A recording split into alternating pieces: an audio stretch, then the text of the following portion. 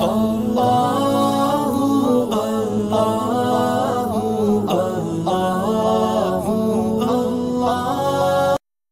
اللہ الرحمن الرحیم۔ اقربا پر خرچ کرنے میں دگنا ثواب ملتا ہے۔ رشتہ داروں پر صلہ رحمی کرتے ہوئے جو خرچ کیا جاتا ہے اس کا اجر اللہ تعالیٰ کی طرف سے دگنا ملتا ہے۔ وہی مال اگر کسی ایسے آدمی پر خرچ کیا جائے کہ جو رشتہ دار نہ ہو تو اس کا اکہرا ثواب ملتا ہے، اور اگر جس پر مال خرچ کیا جا رہا ہے وہ رشتہ دار ہو تو پھر دوہرا اجر ملتا ہے۔ اس سے بھی صلہ رحمی کی فضیلت معلوم ہوئی کہ صلہ رحمی کتنی اہم چیز ہے کہ اس کا خیال رکھنے میں اللہ تعالیٰ کی طرف سے دگنا ثواب مل رہا ہے۔ حضرت انس رضی اللہ عنہ کہتے ہیں کہ حضرت ابو طلحہ رضی اللہ عنہ مدینہ منورہ کے انصار میں کھجوروں کے اعتبار سے بہت زیادہ مالدار تھے۔ اپنے مال میں انہیں سب سے زیادہ پسندیدہ باغ بیروحا نامی تھا جو مسجد نبوی کے بالکل سامنے تھا۔ رسول اکرم صلی اللہ علیہ وسلم بھی اکثر اس باغ میں تشریف لے جاتے تھے اور وہاں کا پانی پیتے، جو بہت اچھا یعنی شیریں، یا یہ کہ بلا کسی شک و شبہ کے حلال و پاک تھا۔ حضرت انس رضی اللہ عنہ کہتے ہیں کہ جب یہ آیت کریمہ نازل ہوئی لَن تَنَالُوا الْبِرَّ حَتَّى تُنْفِقُوا مِمَّا تُحِبُّونَ، کہ نیکی یعنی جنت کو اس وقت تک ہرگز نہیں پہنچ سکتے جب تک کہ تم وہ چیز اللہ کی راہ میں خرچ نہ کرو جو تمہارے نزدیک پسندیدہ ہے۔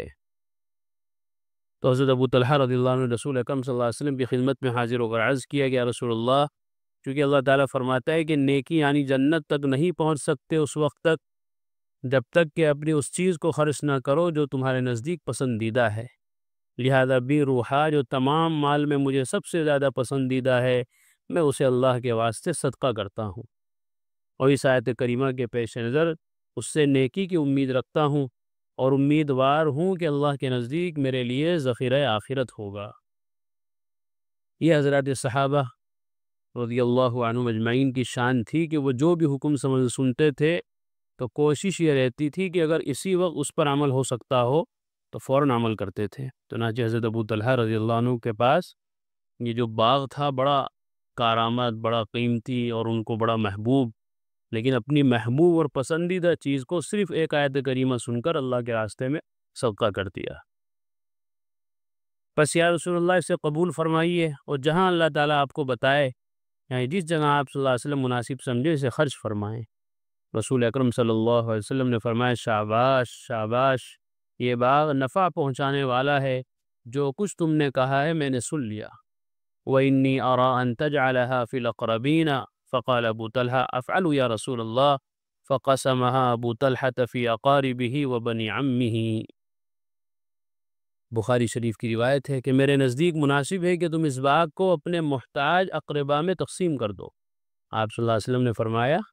کہ اس کو عام لوگوں میں تقسیم کرنے کے بجائے تمہارے رشتہ داروں میں جو محتاج لوگ ہیں، ضرورت مند لوگ ہیں، تم اس باغ کو ان میں تقسیم کر دو، تاکہ صدقے کے ثواب کے ساتھ صلہ رحمی کا ثواب بھی مل جائے۔ صدقے کا ثواب تو ملے گا ہی خرچ کرنے پر، لیکن جب رشتہ داروں پر صدقہ کرو گے تو ایک تو صدقے کا ثواب ملے گا اور دوسرا صلہ رحمی کا ثواب بھی ملے گا۔ حضرت ابو طلحہ رضی اللہ عنہ نے عرض کیا رسول اللہ، آپ کے ارشاد کے مطابق ہی عمل کروں گا۔ چنانچہ حضرت ابو طلحہ نے اس باغ کو اپنے اقربا اور چچا کے بیٹوں میں تقسیم کر دیا۔ یہ ہے صلہ رحمی کہ ایک بات سنی، ایک آیت سنی، ایک حکم سنا اللہ کی طرف سے تو فوراً اپنی پسندیدہ چیز کو اللہ کے راستے میں خرچ کر دیا۔ تو ہمارا بھی یہی جذبہ ہونا چاہیے کہ اللہ کے راستے میں اللہ کے نام پر مری ہوئی بھیڑ نہ دیا کریں، کہ جو چیز اپنے سے زائد ہو یا جو چیز اپنے استعمال میں نہ آ رہی ہو چلو اس کو اللہ کے نام پہ دے دو، جو چیز گھر میں بیکار پڑی ہو، فالتو پڑی ہو، چلو اللہ کے نام پہ دے دو، یا جو چیز بچ گئی ہو اپنے استعمال میں نہیں اب آ رہی ہو تو چلو بچی ہوئی چیز اللہ کے راستے میں دے دی، گھٹیا چیز اللہ کے راستے میں دے دی۔ گھٹیا چیز نہیں بلکہ سب سے زیادہ اعلیٰ اور عمدہ قسم کی چیز، اور اعلیٰ اور عمدہ ہونے کے ساتھ ساتھ تمہیں پسندیدہ بھی ہو وہ چیز، ایسی چیز اللہ کے راستے میں جب تک خرچ نہیں کریں گے تو تب تک نیکی کے بلند مقام کو حاصل نہیں کر سکیں گے۔ اور صحابہ رضی اللہ عنہ اجمعین نے اس کی مثالیں دے کر دکھائی ہمیں، عملی طور پر فوراً وہ حضرات ہر حکم کو پورا کرنے کے لیے تیار رہتے تھے۔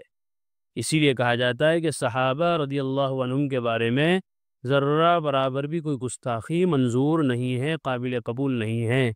اگر کوئی آن حضرت صلی اللہ علیہ وسلم کے صحابہ پر بدتمیزی کرتا ہے، ان کی گستاخی کرتا ہے، تو وہ اسلام سے خارج ہے، وہ مسلمان نہیں ہے۔ اس لیے کہ یہ وہ لوگ ہیں جنہوں نے قرآن کریم کی ایک ایک آیت پر فوراً عمل کر کے دکھایا ہے۔ آج ہمارے سامنے پورا قرآن کریم پڑھ دیا جائے، سارے احکامات سنا دیے جائے، لیکن طبیعت آمادہ نہیں ہوتی عمل کرنے کی طرف۔ لیکن یہ وہ لوگ تھے جنہوں نے قرآن کریم کے ایک ایک عمل اور ایک ایک حکم پر تعمیل کا حق ادا کر دیا۔ جیسے کوئی حکم ملا فوراً اس کی تعمیل کی، فوراً اس پر عمل کر لیا۔ تو یہ حضرات صحابہ کی شان تھی جو کسی اور کے حصے میں نہیں آئی،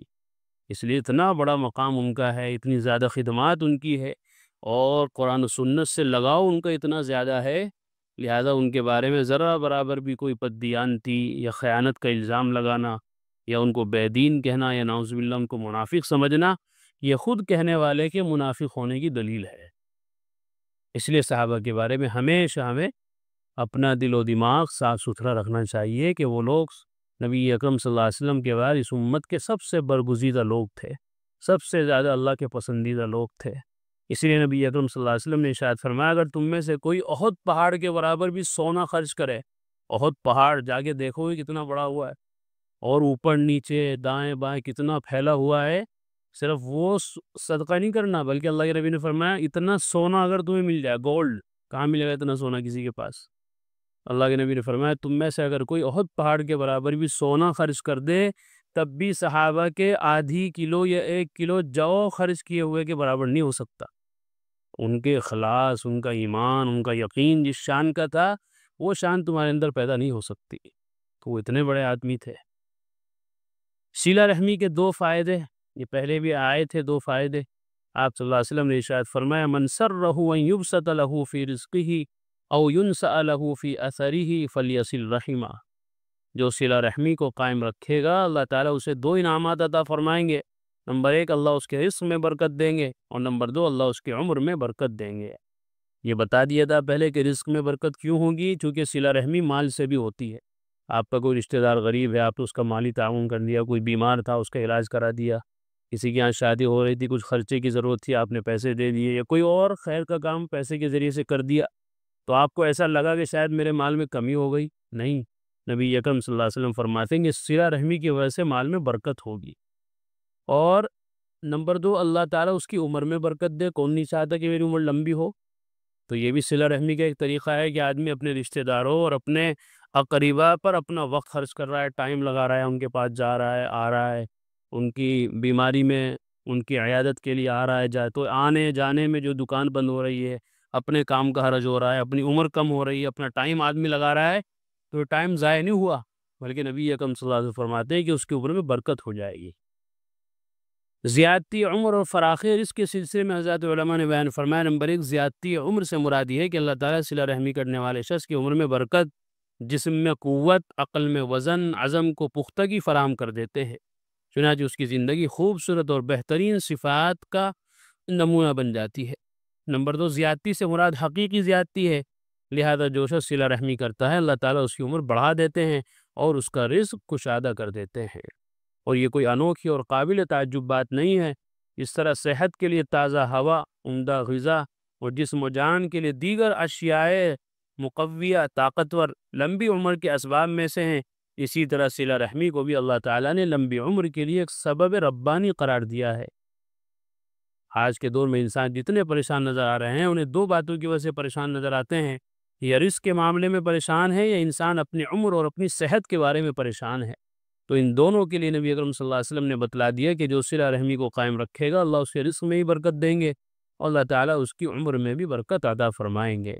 صلہ رحمی کو قائم رکھتے ہوئے جو انسان مال خرچ کرتا ہے اس مال سے کمی نہیں ہوتی، اللہ کے یہاں وہ مال بڑھ جاتا ہے، اور جب کوئی مہمان ایسا گھر آ جاتا ہے تو انسان اس کا اکرام کر دیتا ہے، اللہ تعالیٰ اس کی آمد سے پہلے ہی رزق کا انتظام کر دیتے ہیں۔ یہ اللہ کا نظام ہے۔ اللہ تعالیٰ ہم سب کو نیک اعمال کی توفیق عطا فرمائے، اور آخر دعوانا الحمدللہ۔ قرآن کریم میں اللہ تعالیٰ فرماتے ہیں، الا بذکر اللہ تطمئن القلوب،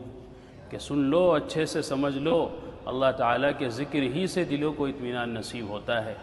یعنی اللہ تعالیٰ کے جو انعامات و احسانات و اس کی نوازشیں ہم پر ہیں، اگر ہم ان کو یاد کریں گے تو ہمارے بے قرار دل کو قرار آ جائے گا، سکون مل جائے گا۔